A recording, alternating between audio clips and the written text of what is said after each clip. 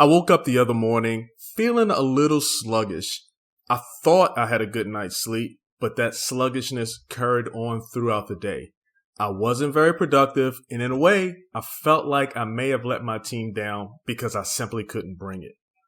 My guest today, Jarvis, is an internationally renowned sleep consultant who has helped high performers achieve more out of their personal and work life using cutting-edge scientific lab testing strategies and techniques. Riley is also the author of the Sleep Solution System book and the host of Sleep for Side Hustlers podcast. Welcome the sleep consultant himself, Riley Jarvis, to Hindsight the podcast. Quitting my job, going to see doctors, going to see specialists, and really not knowing what was going on with my body. Turns out I was diagnosed with Crohn's disease. Our bodies haven't changed at all. It's just our external environment that has changed. And also we want to drink about 16 to 32 ounces of water when we first get up because we lose about that amount from our breath alone while we sleep.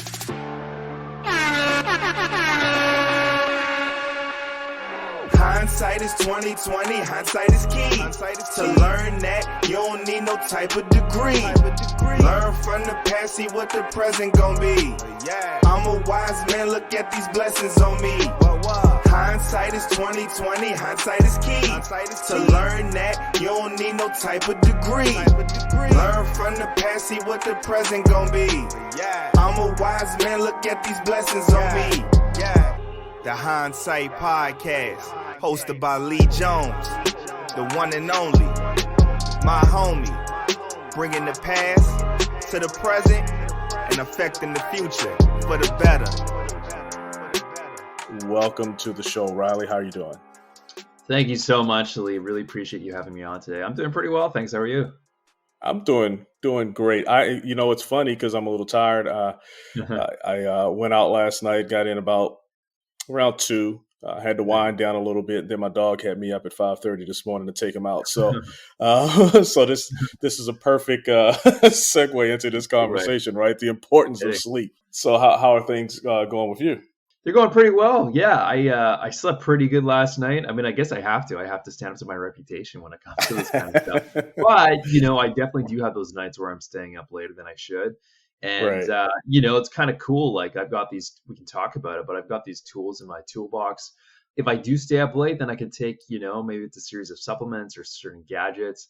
And then, that late night doesn't really affect me the next day. And so it's even gone to the point where, you're out with friends, they have a big hangover the next morning, but I don't. And so, it's really been helping people with this. And, it's people think there's not, of course, if you're up late, then you're going to feel tired the next day. But if you do the right things, then you can feel a lot better than you thought.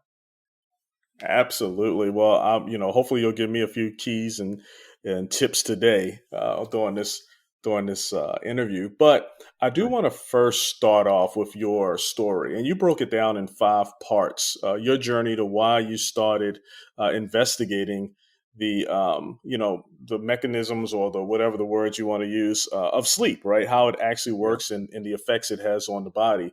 So if you can just, break down your story real quick and what led you to this on this journey. Yeah, it's a really good question. It's interesting with us coaches, it all starts through our own personal transformation, and that, helps other people too. And mine was no different. About 10 years ago, I was working in finance. That's what I went to school for, is trying to follow my dad's footsteps. And I went into finance because I just thought that's where the money was. And it was probably for ego-based reasons. But so I was in that. I was doing private equity and, some investment banking. And the hours were just, so long, like 12 to 18-hour work days most of the time. And I was in my early 20s at the time. And, 6 months into the job, up until then, I was doing pretty good in school, pretty good grades, high achiever, stuff like that. But then all of a sudden, my health started to deteriorate. I started getting brain fog. I started to lose weight. I couldn't focus. I was drinking like 4 to 5 cocks a day, and they just weren't doing anything anymore. And I didn't know what was going on with me. Like I actually thought it was going crazy. And it was so weird because it was just sort of this overnight slow deterioration process that, all these things around me just started to sort of fall apart. I was just making stupid mistakes at work. And anyway, it just went on. So I was about, 6 to 8 months into that job. I was forced to quit my job, and, quitting my job, going to see doctors, going to see specialists, and really not knowing what was going on with my body. Turns out I was diagnosed with Crohn's disease, which is basically an inflammatory disease of your bowels, kind of your Hmm. small intestines and things like that. And there's a range, sometimes people have to be put on a bag, but for me, it was pretty serious and it was enough to, give me all these symptoms. And it was nice to have that. But unfortunately, the side effects of the medication they were giving me was actually making me feel worse. And so I realized at that point, I was bedridden, my back against the wall. I had to take health into my own hands. And this is where I started Wow. researching hours upon hours a day, just really understanding how does the body work? Like, how does our energy work? How do our hormones work? Our brain, like all the organs, how they communicate with each other through these fascinating, highways that communicate with each other between the brain and just all these different systems. And then it was through that process, masterminding with other people, spending tens of thousands of dollars on other doctors, pursuing my own education. I was able to put it into 100% complete remission a couple years later. And then, it's just fast forward to, helping friends of friends, through this whole sleep thing, because sleep was really that piece that brought it all together for me. I would try exercise, I would try diet. But once I got to sleep, that's when everything got so much better. So, just helping people locally, built a name for myself.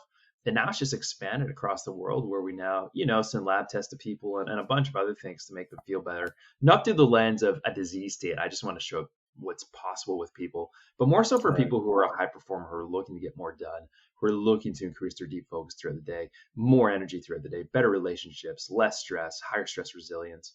It goes on and on with a lot of this stuff. So yeah, happy to dive in. Wow, that's a pretty remarkable story. And in part three, you were talking about you titled it "Too Much Stuff." So most of us we will, and I won't say most of us. I know I'll do it, so I'll just speak for myself. There's a certain ailment, and the first thing you want to do is try to figure it out yourself, self-doctor yourself. And you talk Yeah. about um, different supplements and gadgets that you tried. Walk me through that just a little bit, Yeah, it's a really good question. especially So the with all one, especially the yeah, ones that are collecting dust, right? that you talked about. yeah, those are the interesting ones. So yeah, it was really cool. It was a fascinating journey at the same time, as much as it was like hitting my head against the wall constantly, nothing seeming to work at times. I learned a lot of things from some of this technology and things like that too. So, going back in time, I was really looking for something as the first gadget to really start, monitoring, like, how is my biology actually responding? Like, instead of me just guessing or journaling. So it Right. led me to, I had the Apple Watch, I had a Fitbit, but it was ultimately the Oura Ring, and I still use that now. That I think is the best one on the market today, and it's always changing. I'm always open to it, but they just specialize within sleep, and I think the Oura Ring is fantastic with all that stuff, and they're a pretty good price too. I mean, it's $300, but you'll have that for a lifetime. So Right. that's a really good one for tracking your sleep. Also, two other gadgets and different forms of software that I started using. I got into something known as neurofeedback at the time. It's kind of like this game you play with your brain, and they kind of do a brain map to see like where are the holes in your biology. Now, this is very expensive. And this isn't just a device you would buy at home. Right. But I probably spent at least $5,000 on that, which seemingly helped a lot. But other gadgets that I would use would be an application called brain.fm that seemed to work a lot. It's just an application on your phone that you can use and it sends frequencies into your brain as you wear headphones over your ears, and it'll induce either a relaxation state, a sleep state, a focus state, creativity state. And I've used it honestly for the last 5 or 6 years with Oh wow. tremendous success. So that's a really good one too. Other things, supplements, whether it's stress, something known as adaptogen. So ashwagandha, rhodiola, holy basil, different forms of ginseng, like Siberian ginseng, Korean ginseng. Those forms. Magnesium is very good. Melatonin is good, between zero point 0.2 and 3 milligrams. You don't want to Right. use too much over that. And again, check with your doctor with all this stuff. But that was really the supplement piece. And then, implementing a lot of different things with my bedroom environment. So cool bedroom environment temperature, getting the right mattress. Elevating, a cool little tip is if you elevate the head of your mattress where your pillow is by about 3 to 5 inches, you can actually improve your sleep quality because your lymphatic system will basically help with the drainage to get out there, and it can improve your REM sleep. So it's just all these different things. I've kind of gone all over the place with some of these tips here, No, but that's cool though. these were just a handful of things that I've used. But from a high level view, it really came down to diet, came down to exercise, and it came down to sleep. Sleep kind of tied everything together. But it, it was supplements, it was my bedroom environment, and bringing all these things together. Because usually when we can't sleep well, it's not a lack of a specific pill that we would get from a conventional doctor. It's usually, all these different things happening at the same time. And if we think of our biology, it's kind of like a Jenga puzzle where, all these systems are working together. But as we start to become more stressed, as we get more inflammation in the body, as our blood sugar becomes unregulated, and all these other variables that are basically called hidden stressors, you can think of taking like these Jenga puzzle pieces kind of out to the point where eventually everything just comes crashing down at the same time, because we have these weak links in our biology. So, there's obviously genetic components and stuff, but the more that we can rebuild a lot of these areas in a specific way, the faster, we can feel better so much more quickly, where we don't need to rely on sleeping pills or any of these band-aid solutions like coffee or anything else. Because, if our body was optimized and working as it should, we wouldn't, manifest any of these symptoms of fatigue, of tiredness, of anything else. And so I usually like to look at symptoms as this downstream, thing that we can look at to say, oh, there probably is something going on. And then if we can kind of go upstream to the root cause, then we can start really breaking down what's happening. And people who have been suffering for about, 10, 20, 30 years, they can get better within a matter of, a couple months sometimes. So it's pretty amazing. Wow. So let me ask you a simple question, because you didn't mention this in all of those tips. I'm just curious. What is the, how do I word this question? Total darkness versus some light in the room, right? Which is best for sleeping? And give me some reason, some science to why. Yeah, it's a really good question. So, we really sleep it best in a cool and dark temperature. And ideally, we would want to make it so there would be no light coming into our bedroom, where we basically would be able to see our hand in front of us. One place I was in a couple of years ago was a basement suite. It was great. I mean, there was no window, so the day it wasn't good, but at nighttime it was perfect because it'd just be cool. It was like this cool dark cave. And those were some of the best sleeps of my life back then. And so, but we have to be realistic at the same time. And the reason is because of that is we have to go back, multiple thousands of years to our ancient nomadic ancestors where, what were the forms of light? How were we living back then before this technology was all around us? Well, we were sleeping, in a natural environment where the only forms of light sources were coming from a fire, or it was coming from, the night sky. But sort of since then, our bodies haven't changed at all. It's just our external environment that has changed. And it's caused this mismatch between our biology and the outside world. And what that's causing is just our brains to become overstimulated all the time, and for our bodies to just become, just not used to this environment. So essentially what we're trying to do is get back to our roots, get back as much as we can to this place where our bodies have been adapted, within the evolutionary environment as we've lived for thousands of years. And it takes us extremely long amount of time to adapt to our current environment. So who's to say how long it will take for our bodies to adapt to our modern environment? But all I can say is now is there's just a mismatch that's happening. So what we want to do, so what does that look like? How do we make our bedroom as dark as possible? It is okay if some light is coming in, but it's all relative based on you. If somebody's used to sleeping in, an environment where there is a lot of light, then, chances are they're probably going to be okay. But if you put me, someone who's used to sleeping in a very dark environment temperature, even if there's some light coming through, there is, it'll definitely affect my sleep for sure. And some other people too. So it's all relative, but at the same time, the darker you make it, the deeper your REM sleep and your deep sleep can be at the same time. So blackout curtains is for sure number one. That's what you want to do. And, going to your local curtain store, we want to look for a material that's, it can be polyester, it can be a microfiber, and sometimes you want to see what the rating is, but we want to block at least 90% plus of all light that's coming through from the outside. So that's one piece. The other piece is we want to block all light that's coming from electronics inside of our bedroom. The reason is because we, even though our eyes are closed, we actually have these light receptors around our eyes called melopsin receptors that can actually detect light on a subtle level coming in. So that can affect our melatonin levels, because any light that's coming through will decrease our melatonin, which is our master sleep hormone, which will decrease our ability to get sufficient REM sleep and deep sleep and what we need to feel fully restored the next day. So, those are really important points to consider. So if we can cover those things with, tape, or turn them off. Sometimes people put their bedroom electronics on a timer each night, that just automatically goes off at 10 p.m. and then turns back on at 6 a.m. That's another way to do it too. And then of course your electronics are very important at the same time. And a really good cheat code is, just wearing blue light blocking glasses 2 hours before bed. My favorite glasses, I've tried a lot of them, is called True Dark is the brand, and they're called the True Dark Twilight Classics. Wow, you said before you go to sleep you wear them? Yeah, about 2 hours before I go to sleep. What do they do?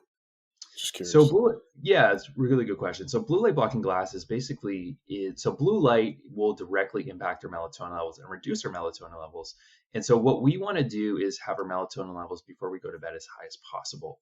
And so how we do that is we reduce the amount of blue light that's coming into our eyes from our electronics, from our environment, from, if we're watching TV or something on our computer, before we go to sleep. And ideally, we wouldn't want to have any of these, but, being realistic, if we can just pop these glasses on a couple hours before bedtime, we can keep those melatonin levels before we go to bed buzzing high.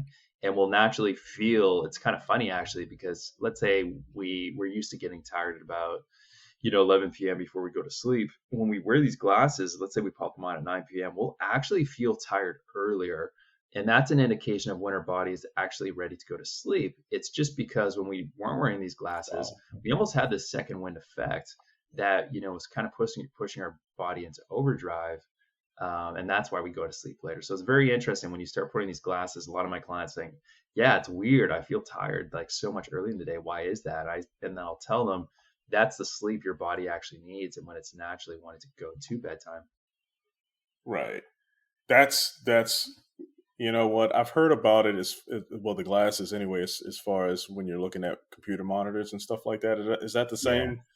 The same thing? Okay. Yeah, exactly. It's any, blue light coming from electronics, your phone, any of that stuff. Yeah. Okay. So I got a new application for it, right? Just to wear it before I go to sleep. That's pretty cool. I didn't know that. All right. Yeah. Great. It's easy. So here's the thing. We talked a lot about sleep, and I appreciate all that insight, right? You've definitely gone and done your research, and you know a lot about the business of sleeping.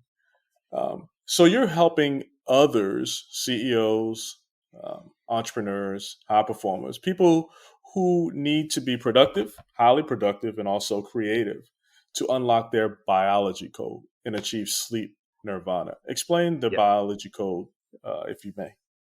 Yeah, for sure. So the process of something, this is a term that I coined called sleep nirvana. And what sleep nirvana is we're really looking to achieve an end goal here. Like, why are we doing all this stuff in the first place? And I really like taking a subjective and objective approach.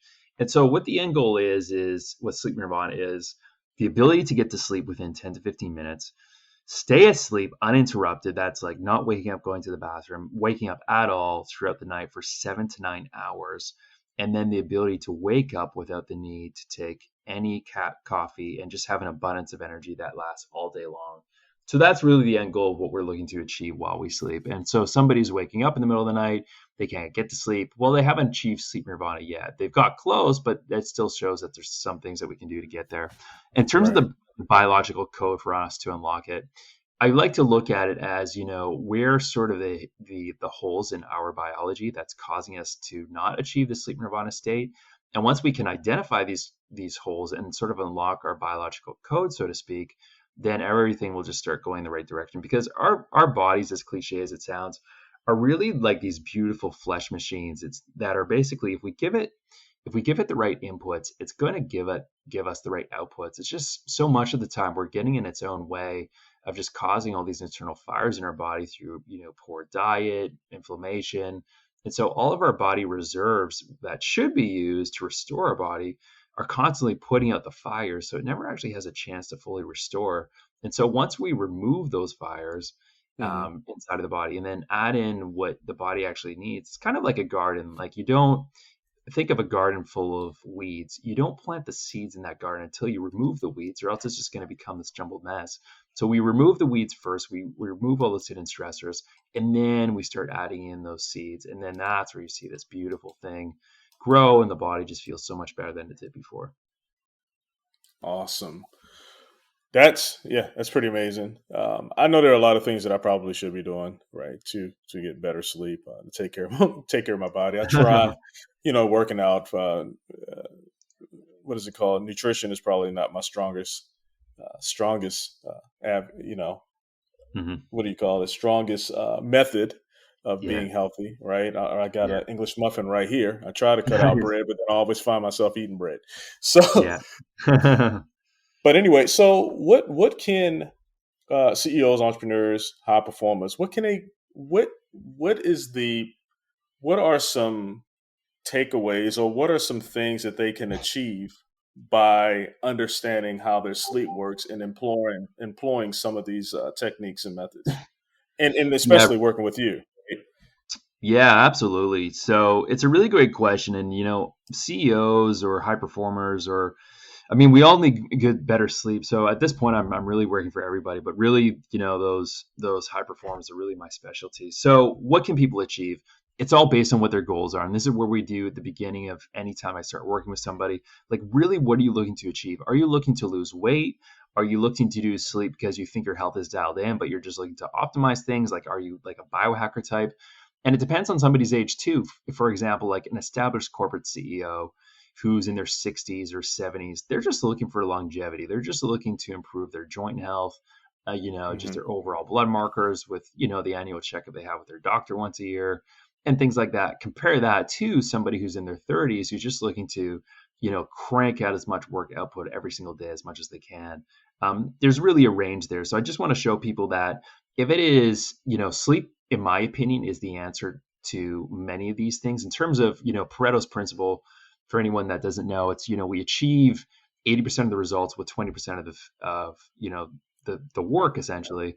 And how we do that is, if we can find, for us to be as efficient in life as possible, if we can find as many of these Pareto type principles, as much as we can really achieve just so much and make better use of our time. In my opinion, sleep is one of those things. I just, I love to get so much done. I just, different hobbies and everything else. And sleep was really that thing that was able to bring me to that place. And, looking back, that Crohn's was unfortunate, but it was probably a blessing in disguise. So what can people achieve? One of them is that a lot of the clients that I work with is achieving an 8-hour workday down to 5 or 6 hours. So shedding off a couple hours each day, just because that deep focus is so much more on point.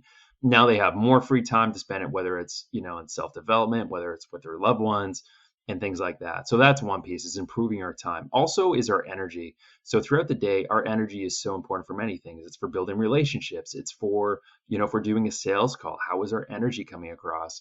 Our ability to go to the gym, and maybe we're looking to build muscle. That's a big one as well. So that's the energy piece. The other one is just relationships that I touched on. So a lot of the time when we're not sleeping well, a lot of CEOs that I work with, they're just overly stressed in the office all the time, drinking, 3 to 4, 5 coffees a day, on sleeping meds and other medications. And they're just not happy people. And it's reflecting in, their relationships at home with their spouse, with their children. And they're really just looking to recover that. And that was actually the one that surprised me the most. I thought it was really going to be optimization with their energy, but that was one that, they would usually confess to me a lot of the time. So being honest, that's probably about 70% of things that people want to work on, in addition to other things as well. But that's a big piece. Other ones as well is just becoming an effective leader. If you're leading a team of, 10 plus people, you want to showcase yourself as an effective leader, both in your decision making and also your emotional intelligence. Yes, your IQ is very important, how smart you are, how much you can get done. But, it's ultimately teams that's going to build an empire. And through that is effectively managing teams, effectively managing relationships, not being short with your staff. There's a time and a place for that. But a lot of CEOs that I work with, they just yell at their staff all the time because they themselves are just miserable people inside. So once we begin to improve that, it's just amazing how much better the world. The world reflects back at you what you give to the world, right? So if you can give, you positivity and all these positive attributes, then it'll give that back to you. So these are some just some examples. Other people have just been pre-diabetic, or they were overweight. We've been able to make them lose like 10 pounds within a month. 60 pounds within a few months. And, sometimes there's people, especially sometimes athletes who've had injuries, they've been to physiotherapists, and they've just been dealing with for literally years, and the specialists can't seem to heal them. But, once they improve their sleep, without diving too much into the science, there's something known as human growth hormone, HGH. And we get this human growth hormone release while we are in deep sleep. And so once we start optimizing their deep sleep and we maximize the release of this human growth hormone, all of a sudden, sometimes their injuries just go away and they don't know why. They're like, yeah, I've been dealing with this for years and now I just don't feel it anymore. Now my productivity is higher within my athletic performance, or now going to the gym, I can squat more than I used to, things like that. Also, with people improving their their hormonal profile, sometimes, especially men, their testosterone is lower than it should be, and this affects their drive or motivation, other things. So we can improve this by we can sometimes double their testosterone with a period of months. They're freeing their total testosterone, SHGB, albumin, and just all these different variables and factors. So, I could go on and on with a lot of this stuff, but it's really amazing what sleep can do. And we're all sleeping anyway, so why not just make the right personalized tweaks and everything could move in the right direction? Right. So give me a quick tip, or give me an example. So if someone came to you and said, "Hey, I'm really having a tough time sleeping," like what would be your first response or your advice? Yeah, great question. So I would look at first, what does their routine look like throughout the day? What are they doing in the morning when they first get up? And what are they doing in the evening before they go to bed? Because these are the quickest low-hanging fruit things that we can start to look at. In addition to just their bedroom environment, these are the things I would like to look at. So I'll give a couple examples. The evening routine, we want to make sure they're sleeping in a cool bedroom environment temperature. That would look somewhere between 65, 68 Fahrenheit and about, 18 Celsius is a really good sweet spot. Super cold. And we also want, like I said before, a dark bedroom environment that we're sleeping in. Also, before bed, we don't want to eat any heavy meals. Within about 4 hours before we go to sleep, this can affect our blood sugar level and our cortisol and a couple other things. Also, intense exercise, 4 to 5 hours before bedtime, like heavy compound movements. We just want to be careful of that. So those are some of the biggest things I would say in the evening time is just low hanging fruit. We could definitely go deeper on some of that stuff, but those are the basics.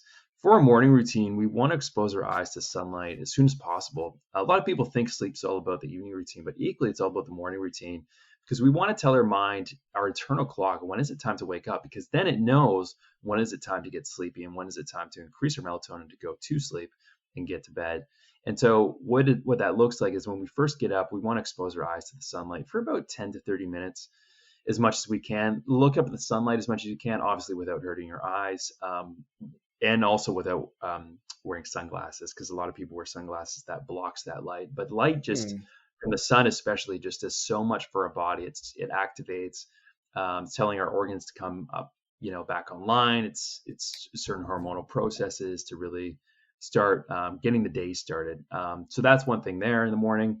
And also we want to drink about, I would say 16 to 32 ounces of water when we first get up, because we lose about that amount from our breath alone while we sleep. And then we want to have our first cup of coffee 90 minutes after we wake up. And it has to do with cortisol. Cortisol is at its highest peak when we first wake up, and it will start to take a dip after about 90 minutes. So if we can have our first cup of coffee 90 minutes after we wake up, we can actually get more of that energy throughout longer throughout the day without that crash happening. Wow, that's amazing. I'm going to take all of that advice, so I appreciate it. So hey, Riley, what services do you provide for your clients?